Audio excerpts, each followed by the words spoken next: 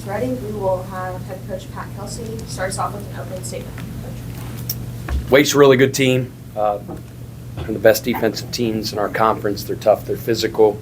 We knew we had our work cut out for us. I thought, I thought our guys for 32, 33 minutes. We played, at times as good a basketball as we played all year long. Defensively, I thought we were good. Shared the ball. A very good assist-to-turnover ratio. Steve's a really good coach. I've known him for a long time. As I said, I think last week or at the press conference earlier in the week, we kind of came up in the business kind of the same way. He was a, Power 5 assistant, and then was at East Tennessee State as a head coach. I was at Winthrop, and we played some home and homes against them. And every time we play them, it's always a knockdown drag-out. They're always so well-schooled, well-prepared. They're always really tough. And, we were fortunate to come out with a win. Questions for Coach Richard Gammon?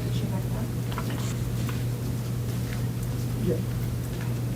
The first half, they had 8 field goals and 9 turnovers. What were you trying to do defensively, and what was most effective for you guys? Well, we wanted to try to disrupt, and try to, take them out of rhythm, and I thought we did a pretty good job of that. Our deflection total at halftime was like through the roof. That's always a good indicator that you're disrupting and you're flying around. Obviously 23 is one of the best players in our conference. He's an all-ACC performer. He made those 3 threes to start the game, and I thought, all 3 were relatively tough shots, the ones that you kind of just tip your cap. I know Terrence kind of guarded him after that kind of early spell, and different guys guard him throughout the game, but I keep telling you guys that Terrence has just made a huge jump in his defense, and really our entire team has, but I thought he did a really good job on him. We were fortunate to generate some good shots, made some shots, just got rolling. The Yum was rocking. I thought the crowd was phenomenal. I know it's a school night, so some people had to get out there a little bit early, but man, they made a major impression or major impact in the game. Pat, your left. You guys have gotten up big on several opponents here. What are you seeing and feeling when your team kind of gets on those rolls in these games? Yeah, we're just clicking. You just kind of you feel it. We have a lot of momentum, playing well together. Our offense is in a great rhythm, and then they're really guarding, and we just always, no matter what the score is, if you're up 20, if you're up 25, if you're up 27, when we get those media timeouts, the first question I always ask is, what's the score? And they all say 0-0, and then we just try to win that next 4-minute segment. So typically our team is really, really good in that regard.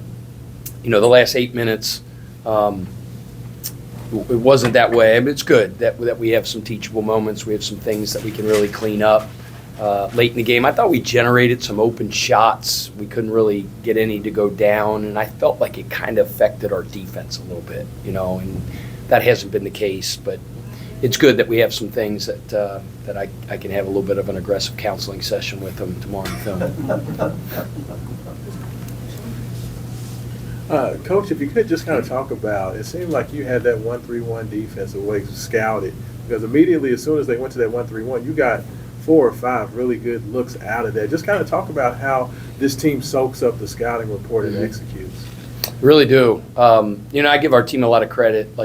We prepared for their 1-3-1 the last couple days, but I just didn't feel good going to bed last night that I liked our approach. So staff and we watched, every possession of their 1-3-1 throughout the course of the season. I think they played like 89 possessions throughout the course of the year. And made some tweaks, and at the shoot-around yesterday, we kind of scrapped what we had done the last couple days and went to kind of like a new attack, and the guys, like they always do, picked it up and executed it really well. Yeah. Coach, what can you say about the progression of Kanai Roos and what you've seen out of him this season? Yeah, Kanai's been great for us. He's the lone freshman on a team with a bunch of older dudes, and I've said it from the very beginning, he doesn't carry himself like a freshman. He never has. It's like from the first time we had a workout, and I kind of tried to dummy some stuff down to him, and like you do with freshmen, sometimes you spoon feed him. He's like, Coach, I got it. I got it. Don't slow down for me. I love that. He's a very conscientious teammate. His teammates love him.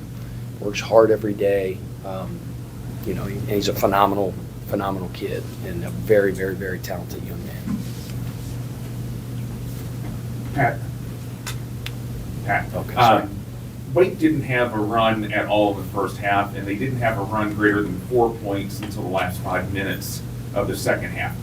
How hard is that for a team to do defensively? And, have you had a team like that, especially against a caliber opponent like Wake? Have you ever had a team do that before?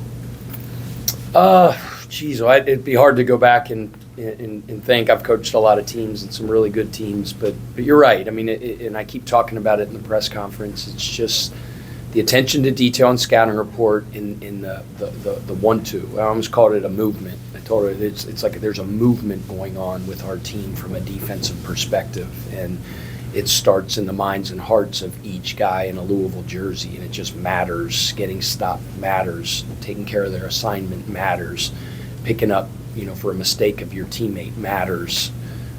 Defense is an attitude, and our guys have been playing with that little bit of a chip on their shoulder for the better part of the last month and a half. You talked about the teachable moments you will have going forward here. Why is it so important in a game that you trailed, I think it was 53 seconds total, why is it so important that in those closing minutes that you keep holding them accountable? It's 0-0, and we lost that 4-minute segment, and that's the last thing we did, And so it's just, I make sure I tell them how pleased I am with them. I'm not crazy, I make sure I tell them that A, I love them, and B, I'm proud of them because they're doing some special things. What's going on in this city, the energy and the excitement and the buzz and the vibe, it's awesome. And these guys have put in a ton of time, and they care so much about what they've created because they want to give back to this community so much. They want to make them proud. And don't get it twisted. Like, that really matters to our guys. This town matters. So I make sure I tell them I'm proud of them too, but then, I always say, and I don't know who said this, but somebody did, I've just stolen everything from everybody, but if you're not teaching it, you're allowing it. If you're not coaching it, you're allowing it. We coach everything. We coach the walk-ons and the managers and the GAs at the shoot-around session this morning in each of their rebounding things, the energy they have to bring, the voice they have to bring, everything matters. So it's what's fun about teaching and coaching. We can win a big game against these guys, and I'm proud of our guys and happy, but I can't wait to go turn on that tape to the last 8 minutes and see what we can clean up. I want to ask about Hepburn and Hadley specifically, just Hepburn's unselfishness, Hadley's effort all the time. Yeah. You see it. Man. Javon is cheese or Pete's. He's special, man. He's just a special kid. He's so mature. He's way more mature than I am, which maybe it's not hard to do, but he, just the way he goes about his work, his relentless pursuit of the basketball in the class. And we got other guys like that as well, but you asked me about Javon specifically. Like, he empties the tank on every possession, and he's really grown, man. He's had an unbelievable season. You can see the positions we're putting him in. He's getting more and more kind of clout in our offense, running stuff through him a lot. We put him at the point, let him run some actions. I love coaching Javon. And, Chucky, we had 8 assists, 3 turnovers today. I keep saying it. He's playing at as high a level and as good as any point guard in America, and I wouldn't trade him for anybody. Yeah, I feel like a common theme during this 10-game winning streak is just how well a prepared you guys are for these games. As someone who is on the scout team, could you kind of speak to the importance of having the scout team, just keep guys ready, Yeah, ready to 25 do strong, man. Like you guys have heard me say that before. 25 strong. Now that we're at the Power 5 level, like when I was at mid-major level, there was probably literally 25 people in our thing, but there's a lot more than 25 now. But symbolically, 25 is we have that number as a reason. But every single person, whether it's Dana, who's phenomenal at what she does her job with excellence every day because it matters. The student managers, I always say hire those guys and thank me later because they're just so hardworking, so resourceful. The scout team guys, like memorizing the sets of the other team, memorizing the baseline out of bounds alignments of the other team, and identifying when the other team lines up in that baseline out of bounds what's coming, and they're screaming it out to our players. That matters. I was a scout team guy playing for the late great Skip Prosser, at Xavier and Wake Forest, and I just took so much pride in that. And my job was not to let those starters down by preparing them with everything I got every day. We try to make sure that every person in our organization, the fan base is part of the 25 strong. They have a job to do, and they're doing it. They're showing up in big numbers, and they're being loud, and they're making an impact on the game. Everything goes into winning, and we just make sure everybody knows how much we appreciate. The fans know how much we appreciate them. The walk-ons, the GAs, the managers, Dana, the academic people. I mean, I could keep going down the line. 25 strong is real, and it matters to us, and it's important. It's a big part of our culture. Can I just ask this like a quick follow-up? Because doing what you say to try to get everything down pat to memory seems very hard. And when you guys are starting your scout, basically, you don't have much time to do this sort of thing. Just what does it take for those guys to try to get that stuff burned into the memory? assistants have their scouts, right? So we break up all the games by assistants, and then as soon as this game ends, right, and I don't even know who has the Georgia Tech scout, but that coach will get with the scout team tomorrow, and then they'll start going over everything. And we don't show our guys everything, but the scout team knows everything.